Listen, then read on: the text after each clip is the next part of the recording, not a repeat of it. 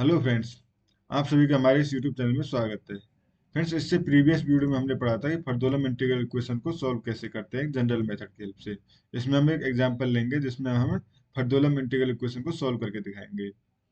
Basically ये हमारे पास एक एग्जांपल है। यहाँ पे यू एक्स बराबर f x plus lambda zero to one one minus three x xi u xi d xi. ये एक इक्वेशन है हमारे पास, इसको सॉल्व करना है। तो बेसिकली ये हमारे पास इक्वेशन है। तो इस इक्वेशन को और क्या लिख सकते हैं हम? इसको लिख सकते हैं हम एफ एक्स प्लस लेमडा। और बेसिकली सेपरेबल करने वाला वन वन सेपरेबल करने के लिए क्या होना चाहिए? यू एक्स और बीजाई, यानी अलग अलग फंक्शन के फंक्शन होने चाहिए यू एक्स और बीजाई।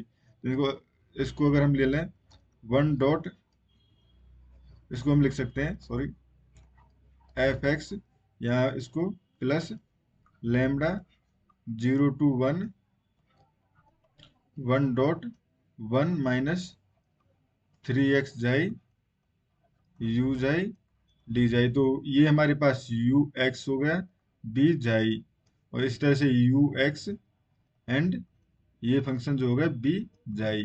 तो ये हो गया हमारे पास। तो इसको हम लिख सकते हैं एफ एक्स बराबर lambda plus, sorry, F X, ये सॉरी, एफ एक्स प्लस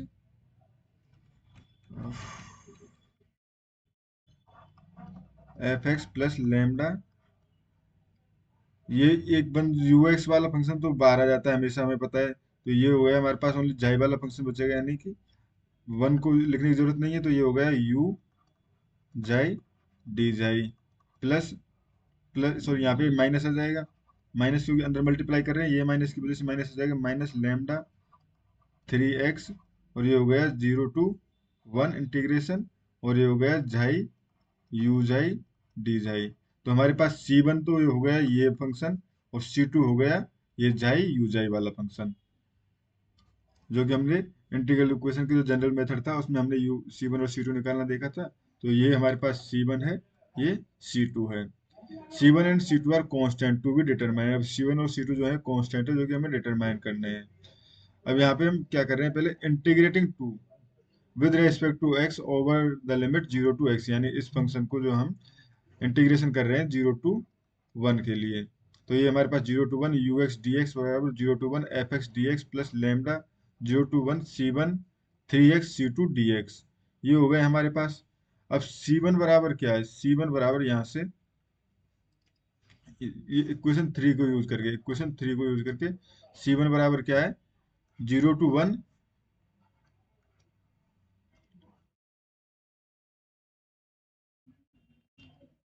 ये friends zero to one you x D x क्या था? C one. क्योंकि सिंपली अगर इसको use I derive variable change कर ले तो ये सी वन हो गया। Zero to one F x D x ये रहा हमारे पास। लेमडा सी वन जो है कॉन्स्टेंट है, तो सी वन अगर इसका इंटीग्रेशन करना है विद रेस्पेक्ट टू एक्स, तो यहाँ से ये वाला इंटीग्रेशन होगा only three x square upon two, और ये हो जाएगा सी वन एक्स माइनस, और लिमिट जो होगी वो हो जाएगी जीरो टू वन। तो ये लिमिट अप्लाई करेंगे तो C one minus three upon two, और ये सी टू, जो कि ये मल्टीप्लाई में सी टू है ये वाला सी टू, और जीरो पे अप्लाई करने पे जीरो हो जाएगा। तो ये हमारे पास ये टर्म आ चुकी है लेमडा सी one minus three upon two c two. तो ये हो गया हमारे पास, यहाँ से एक रिलेशन आ गया वन माइनस लेमडा सी one plus three upon two lambda सी टू बराबर F one. Where F one जो है वो क्या है हमारे पास? ये जो इंटीग्रेशन की फॉर्म है ये हमारे पास एफ वन है।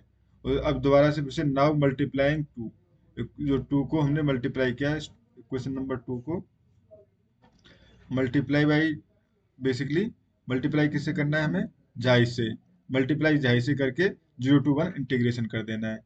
तो multiply with respect to x, क्योंकि एक्स से हमने इसलिए किया है फ्रेंड्स, क्योंकि जब हम यहाँ पे देखेंगे x you x D x, तो बेसिकली एक तरह से इसको हम वेरिएबल चेंज करके हम यू जाई डी जाई भी लिख सकते हैं, जो इंटीग्रेशन सेम होगा। तो ये हमारे पास यहाँ से एक्स का मल्टीप्लाई करके इंटीग्रेशन कर दिया, तो ये हो गया सी टू बराबर, और इसको मान लिया हमने एफ टू, और प्लस लेमडा, और ये हमारे पास चूंकि एक्स का मल्टीप्लाई है और एक्स के रेस्पेक्ट में इंटीग्रेशन किया जा सकता है इजीली।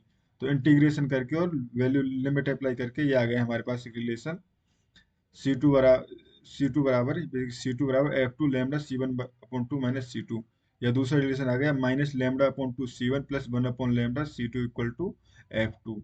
ये रिलेशन आ गया जहाँ पे F2 बराबर ये है। अब हमारे पास डेल लेमडा देखना है तो बेसिकली हमें जो C1 और C2 का जो मैट्रिक्स बनेगा, वो बनेगा हमारे पास, यहाँ पे हमारे पास जो था वन माइनस लेमडा, तो ये वन माइनस लेमडा, और यहाँ पे C2 के लिए था 3/2 लेमडा, और यहाँ पे था -λ/2, और यहाँ पे था 1 प्लस लेमडा।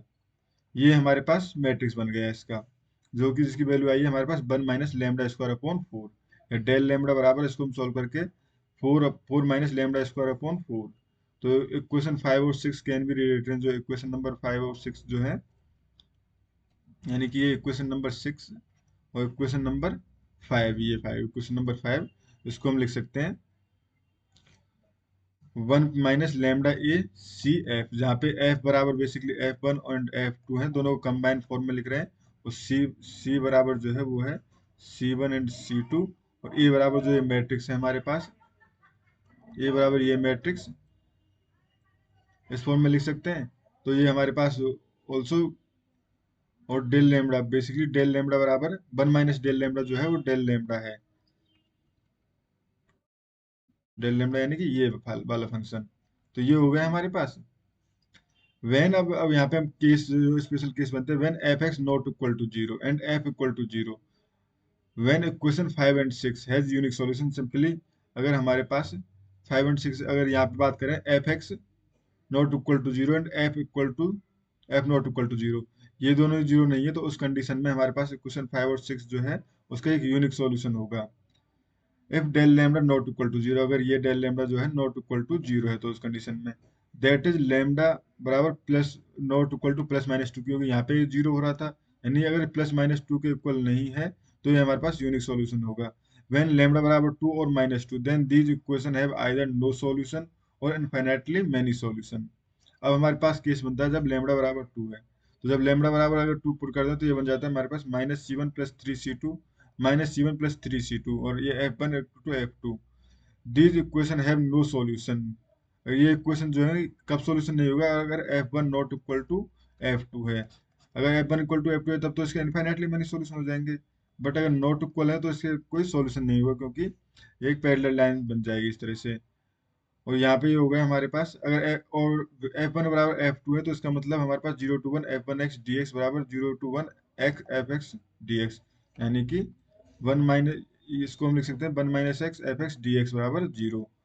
दस the solution of the given integral equation, इस तरह से गिवन इंटीग्रल इक्वेशन का जो सॉल्यूशन होगा वो होगा Fx ux बराबर Fx plus 2C1 A1x plus C2 A2x। अब C1 A1x की वैल्यू एंड A2x की वैल्यू पुट करनी है, तो A1x की वैल्यू 1 एंड A2x की वैल्यू -3x, जो कि हमारे पास वहां से गिवन थी। तो ये हो गया हमारे पास Fx बराबर 2 + 3C2, बेसिकली इसको हमने ऑर्डर चेंज कर दिया, -F1 -3x C2। अब यहाँ से हम यहाँ पे वैल्यू पुट कर रहे हैं F1 एंड F2 की, यहाँ से निकाल के इस इक्वेशन से C1 की वैल्यू पुट कर दी यहाँ पे, तो ये हो गया हमारे पास। तो ये हमारे पास ux बराबर एक ही रिलेशन आ गया इस तरह से। C2 जो है एक आर्बिट्री, यानी एक इसके इनफाइनाइटली मैनी सॉल्यूशंस हो सकते हैं C2 की वैल्यू चेंज करने पे। इफ लैम्डा इक्वल टू -2 है तो उस कंडीशन में हमारे पास जो ऊपर किया था उसी को हम नीचे करेंगे, तो हमारे पास इस तरह से इसके भी इनफाइनाइटली मैनी सॉल्यूशन हो जाएंगे। केस सेकंड जो बनता है वो बनता है व्हेन Fx बराबर 0 and F equal to 0, in this case equation 5 and 6 becomes, इस कंडीशन में इक्वेशन 5 और 6 जो है वो इस तरह से बन जाएंगे, ये भी 0, मतलब इसका भी 0, इसका भी 0, तो यहाँ पे C1 एंड C2 बराबर, ये तो हमारे पास आर्बिट्री सॉल्यूशन होंगे इसके, क्योंकि C1 और C2 इक्वल टू 0 होने पे इसका सॉल्यूशन हो जाएगा। दस ux बराबर 0 is the solution of given integral equation. If lambda equal to 2, अगर लेमडा इक्वल टू 2 है तो उस कंडीशन में हमारे पास एक रिलेशन आ जाएगा C1 बराबर 3C2। तो यहाँ पे ये वैल्यू उसमें पुट करेंगे इक्वेशन में ux वाली में, तो ये आ जाएगा हमारे पास। इस तरह से लेमडा बराबर -2 में, इसी तरह से जैसे यहाँ पे हमने पुट करते हुए आए थे, यहाँ पे इस तरह से पुट करनी है वैल्यू, तो ये हमारे पास इसके सॉल्यूशन आएंगे लेमडा बराबर -2 पर भी। When Fx not equal to 0 and F बराबर 0, if lambda not equal to 2 n -2, तो इस तरह से इसकी भी कंप्लीट सॉल्यूशन हम चेक कर सकते हैं इजीली।